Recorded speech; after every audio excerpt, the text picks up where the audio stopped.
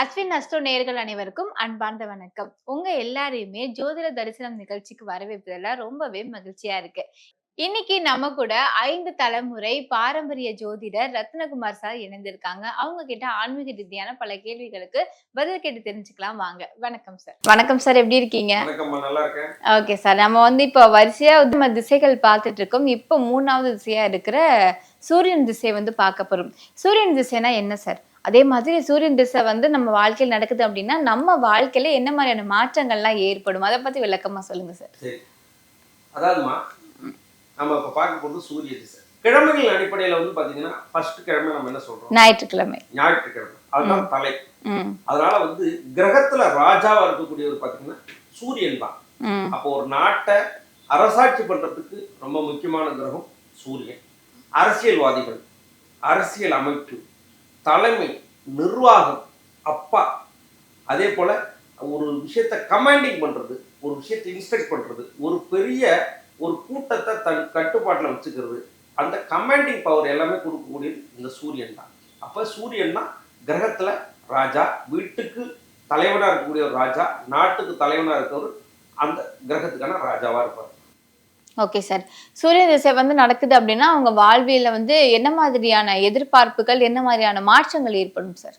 இப்போ அரசியல் ஆசை வருது அப்படின்னா அவங்களுக்கு அந்த சூரிய திசையோ இல்லை சூரிய புத்தியோ கனெக்ட் ஆகும்.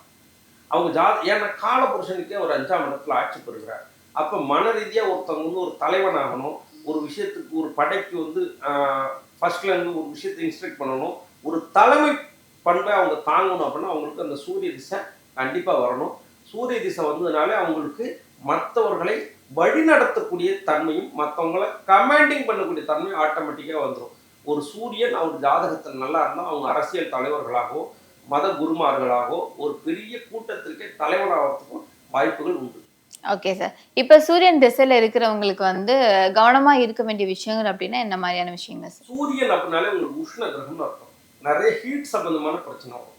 பிம்பிள்ஸ் வர்றது, ரேஷஸ் வர்றது, மோஷன் போடுறதுல தொந்தரவுகள் வர்றது, இதயம் சம்பந்தமான பிரச்சனை கொடுக்கக்கூடிய, ஏன்னா கிரகத்தில் பார்த்தீங்கன்னா சூரியன் தான் இதயத்தை குறிக்கக்கூடியது. அப்போ இதய சம்பந்தமான பிரச்சனை வர்றது இதெல்லாம் பார்த்துக்கணும். சூரியன் எந்த கிரகத்தோட சேர்ந்துருக்குங்கிறத பார்த்துக்கணும். பொதுவாகவே சூரியன் உஷ்ண கிரகம், நெருப்பு, அந்த விஷயங்கள ரொம்ப கவனமாக இருக்கிறது நல்லது. அதே சமயத்தில் ஹீட்டு சார்ந்த விஷயத்தில் கவனமாக இருந்தால் ஒன்றும் பெரிய பாதிப்புகள் வராது. Okay sir. சூரிய திசை எவ்வளவு வருஷம் நடக்கும் சார்? சூரிய திசை 6 வருஷம் நடக்கும். 6 வருஷம். ஓகே.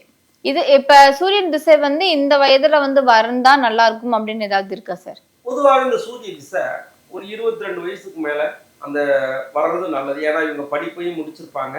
பொதுவாகவே சில தகுதிகளுக்கு நீங்க அரசியல் ரீதியான தகுதிகளுக்கும் சரி, குவாலிஃபிகேஷனுக்கும் சரி, ஒரு 21 22 வயசுக்கு மேல வரக்கூடிய சூரிய திசை ரொம்ப சிறப்பாகவே உங்களுக்கு செயல்படும்.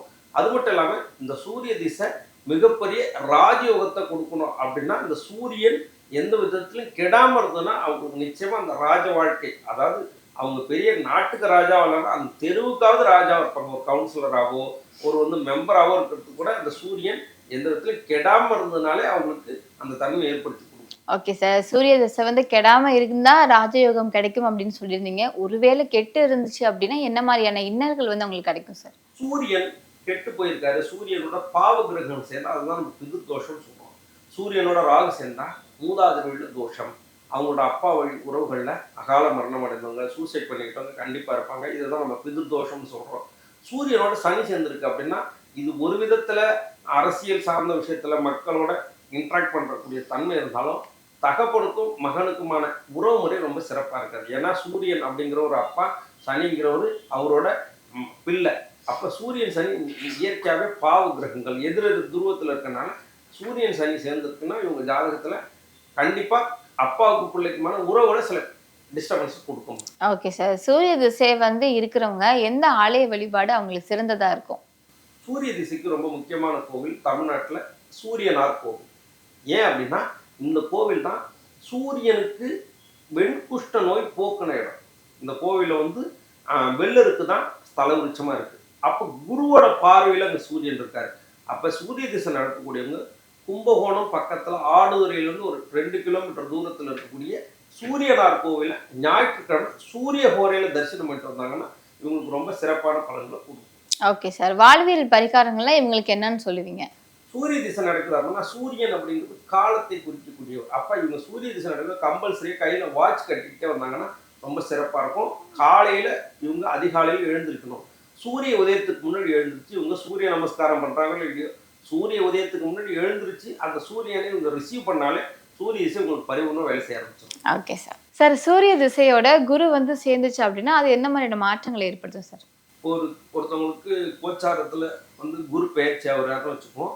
அதே சமயத்துல அவங்களுக்கு சூரிய திசை நடக்குது அப்படின்னா குருவும் சூரியனும் சேர்ந்தா சிவராஜ யோகம்னு அமைப்பு.